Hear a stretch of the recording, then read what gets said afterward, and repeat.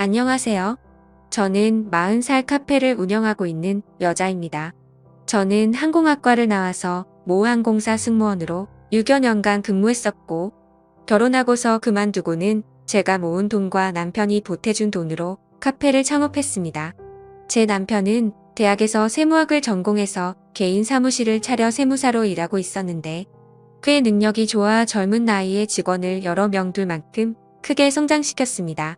이른 여름 비행기 안에서 손님과 승무원으로 만난 저희는 남편의 적극적인 대시로 인연을 맺어 결혼까지 하게 되었습니다. 남편은 세무사라는 직업적 특성 때문에 그런지 몰라도 늘 완벽함을 추구했지만 일 밖에서는 스트레스를 맘껏 풀어 그 누구보다 재치 있고 유머러스한 멋진 사람이었어요. 춤도 잘 추고 끼가 많아 어떻게 이렇게 외향적인 사람이 세무사라는 직업을 택했을까 싶기도 했죠. 거기다 성품은 얼마나 좋았는지 봉사활동도 주기적으로 했고 정기적인 후원 외에도 연말에 항상 사무실 이름으로 기부를 하곤 했지요. 다만 이런 남편에게 결혼 상대로서 딱 한 가지 흠잡을 게 있다면 바로 이혼남이라는 것이었어요. 전 부인과 결혼 기간은 2년 정도 되었었고 다행히 사이에 아이는 없어서 그나마 저희 부모님의 허락을 받아낼 수 있었습니다. 처음 시부모님께 인사 갔던 날 남편의 부모님 역시 너무나도 넉넉하고 너그러운 인품의 훌륭한 아들을 키워낸 분들이시더군요. 특히 시어머니 되실 분께서 어찌나 좋으신지 제 손을 꼭 붙드시고는 아가야, 우리 집에 들어와줘서 고맙구나. 우리의 아들이 겉으론 그럴듯해 보이지만 사실 부족한 것이 참 많아 부부가 되었으니 서로 이해하면서 잘 살았으면 좋겠구나.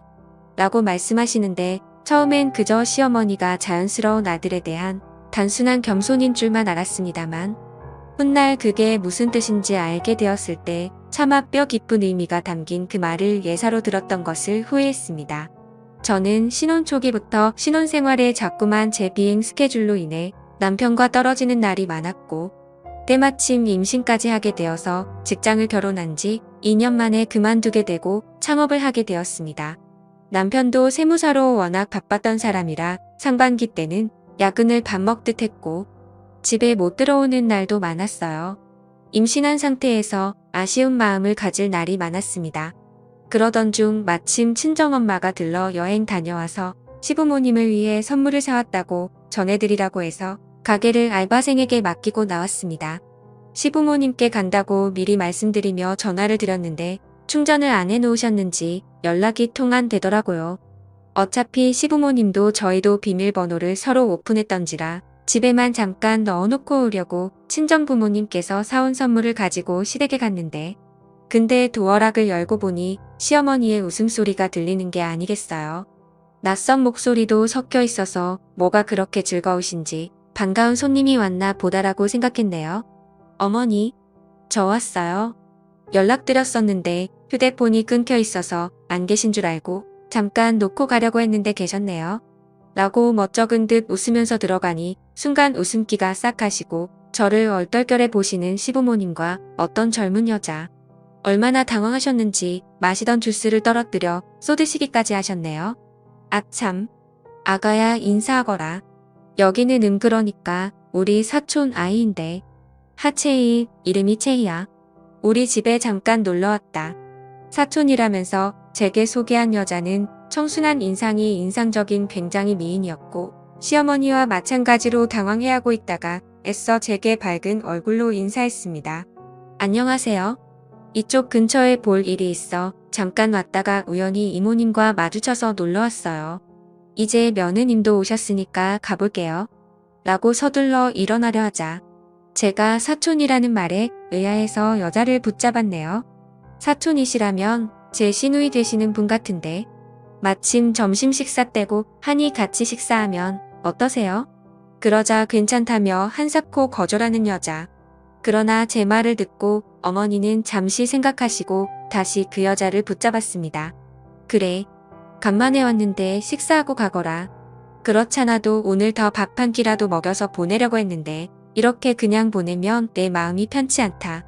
라고 말씀하시니 저도 다시 한번 사촌 시누이를 붙잡았고 어쩔 줄 모르다가 결국 제안을 승낙한 시누이는 같이 식사를 하기로 했습니다. 이렇게 3명이서 식사 준비를 하려는데 사실상 사촌 시누이가 다 만든 거나 마찬가지였습니다. 얼마나 살림의 고수였던지 냉장고 남은 재료들로만 해서 뚝딱 뭔가를 만들어내는데 하나같이 맛도 있어 저는 심한 입덧에도 불구하고 간만에 밥 한 공기를 뚝딱 비웠어요. 와, 너무 맛있어요. 아가씨는 어쩜 이렇게 음식을 맛있게 만드세요? 나중에 시간 되시면 저희 집에 와서 저 요리 좀 가르쳐 주세요. 너무 솜씨가 좋아요. 맛있게 먹어줘서 고마워요. 사실은 오랜만에 요리를 해서 자신 없었는데 제가 얼마 전에 이혼했거든요. 결혼을 2번씩이나 했는데 한 번 유산한 후 더 이상 자식 복은 없는지 슬아의 자식은 없네요. 라고 쓸쓸하게 말을 했는데 덩달아 시어머니도 안색이 안 좋아지시더라고요. 저는 아차 싶어 더 이상 묻지 않았습니다.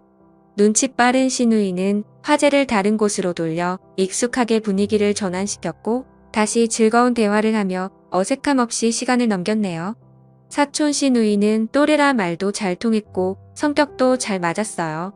그런데 안타까운 건 부모님이 현재 다 돌아가셨고 하나 있는 남동생은 지 인생 사느라 연락도 잘 안 된다 했습니다. 시어머니하고도 나중에 연락이 다 만난 거지. 여태껏 세상에 혼자밖에 없었다며 말하는 시누이 그래서 평생 행복한 내 가정을 꾸리고 살고 싶었던 게 소망이었는데 복이 없었는지 그것도 잘 안 돼서 이혼을 2번씩이나 했다 하는데 여자로서 사람으로서 연민이 느껴졌습니다. 저는 사촌 시누이와 잘 지내보고자 했어요. 집에 갈 때 시누이와 같이 나와 제 차로 근처 지하철역에 내려졌는데 그때 시누이가 말을 하더라고요. 저기, 혹시 오빠에게는 아무 말도 하지 않아주면 안 될까요? 사실 어릴 때부터 사이가 안 좋기도 했고 껄끄러운 사이라 저를 봤다 하면 분명 이모님께 한 소리 할 거예요. 괜히 저 때문에 패가 치기 싫으니 부탁 좀 할게요. 하고 얘기를 해서 저는 뭔가 이상하긴 했지만 앞에서는 알겠다고 하고 보냈네요.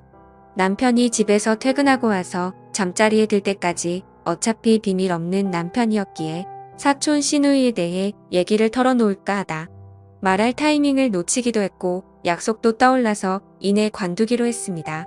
그런데 제가 사촌 시누이가 만든 반찬을 얼마나 맛있게 먹었는지 집에 돌아와선 자꾸만 그 반찬들이 땡기는 거예요. 여느 맛집들 반찬도 심지어 친정엄마 음식도 계속 개워내기만 했었는데 참 신기했죠. 저는 임산부의 식욕을 이기지 못하고 시어머니께 전화를 걸어 혹시 아가씨 연락처 있으면 좀 부탁드린다고 실은 제 뱃속 아기가 자꾸만 아가씨 음식을 먹고 싶다 한다며 얘기를 했더니 시어머니께서는 망설이다 결국 제게 연락처를 주셨습니다. 그리고 저는 바로 전화를 걸어 혹시 사촌 시누에게 반찬 좀 만들어줄 수 있냐고 부탁했고 다음날 손살같이 준비해오는 고마운 시누이였네요.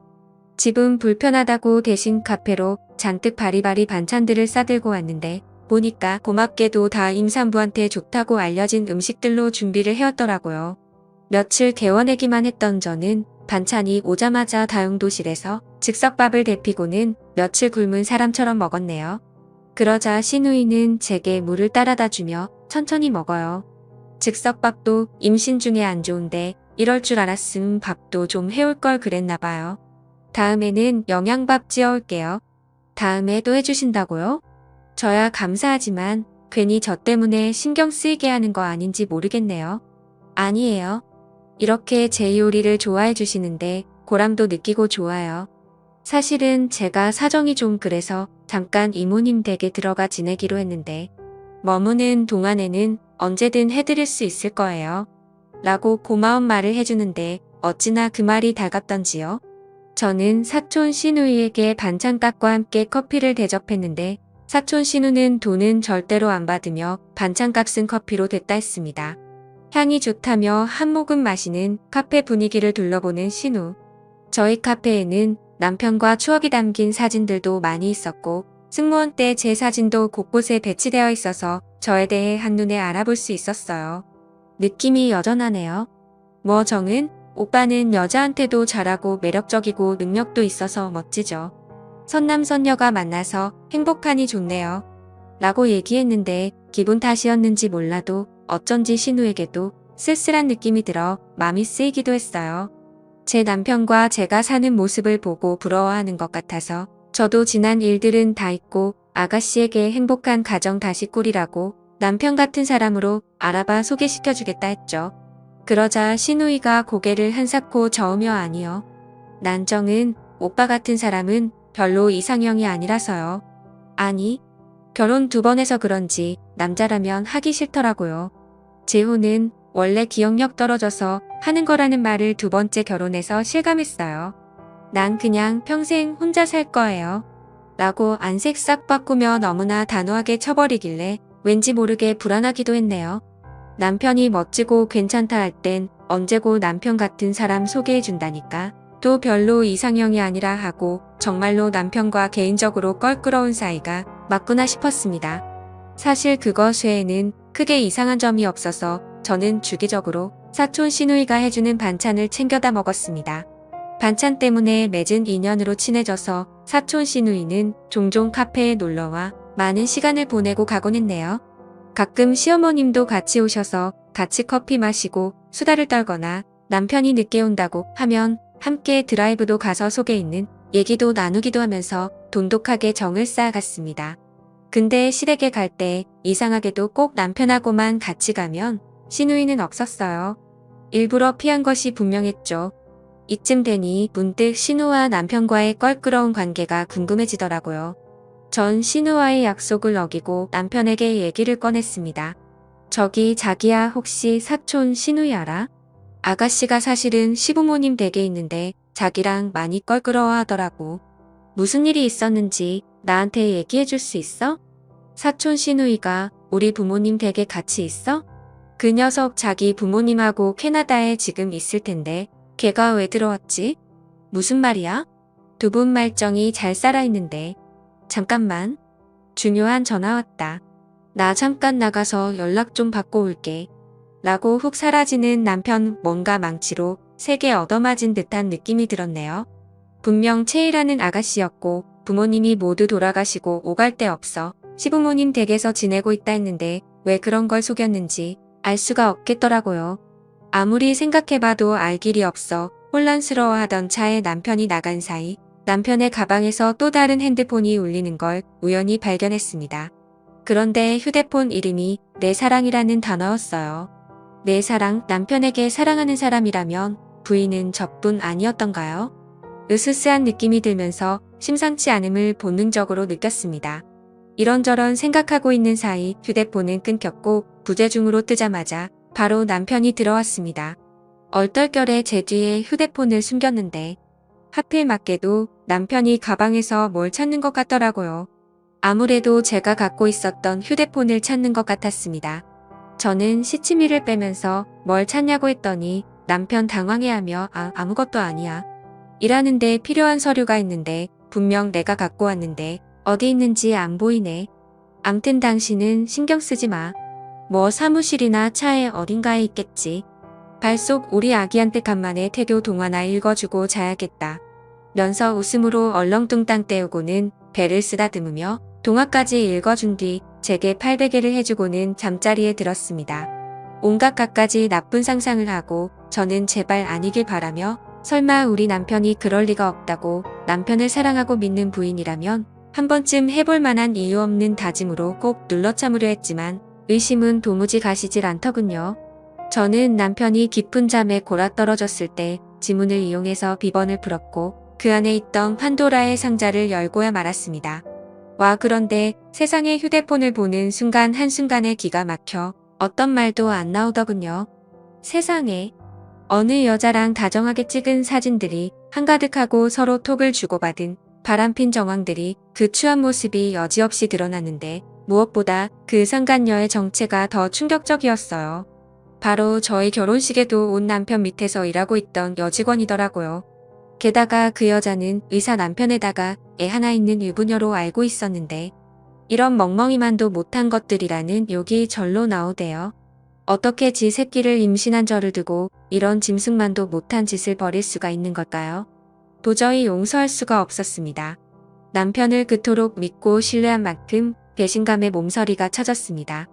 혹여나 나중에 증거될 만한 것들을 위해 제 휴대폰으로 옮겨놓고 난 뒤 저는 입술을 피가 날 정도로 깨물고 자고 있는 남편을 죽일 듯 노려보며 피눈물을 흘렸습니다. 신혼 초부터 제가 비행 때문에 집을 비운 날이 많았고 남편도 업무 때문에 바빠 야근과 외박이 잦았던 지난 날들이 빠르게 스쳐 지나가며 뭔가 일이 잘못되어 가고 있으니 뒤늦은 깨달음이 저를 괴롭혔습니다. 카페에 출근해서도 대체 어떻게 이 사태에 대해 해결을 해야 할지 최대한 이성을 찾고 고민하고 있었는데 때마침 시누이가 여느 때와 마찬가지로 반찬을 싸왔더라고요. 그런데 제 안색이 평소와는 달라 보였던지 저를 어루만지며 무슨 일 있었어요? 왜 이렇게 얼굴이 안 좋아요? 세상에. 이딴 좀 봐. 임산부가 입술도 새파래져 갖고는 안 되겠어요. 얼른 나랑 병원부터 가요. 하며 걱정해주면서 제 손을 잡아 끄는데 저도 모르게 신우에 대한 의문은 까맣게 잊어버리고 아무에게도 밝히지 못한 서러움이 밀려들면서 참았던 눈물을 쏟고야 말았습니다. 얼마나 끄끄거리면서 울었는지 한참 신우 앞에서 자존심이고 뭐고 저도 모르게 어젯밤에 있었던 속내를 다 털어놔버리고 말았습니다. 그때 신우, 어젯밤에 옮겨놨던 상간녀의 증거가 담긴 제 휴대폰을 보더니 동공이 확대되면서 기가 막힌 듯 마치 전에도 이런 일을 한번 겪은 당사자인 것처럼 얘기를 하는데 뭐야 또 이 여자야.